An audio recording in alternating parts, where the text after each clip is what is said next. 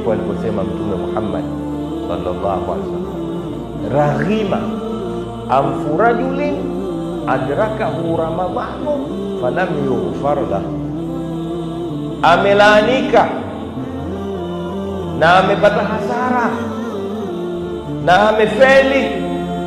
Nani? Man? Mtu ambaye adrakahu ramadhanu, imemkuta Ramadhani na yeye yuko hai. Ramadhani hii moja na yeye yuko hai, falam yughfar, kisha ikawa Ramadhani imekwenda zake, yeye hajasamehewa, yupo vile vile ngangari na madhambi yake na taabu zake. Huyo mtu maloni. Hiyo ndio tofauti.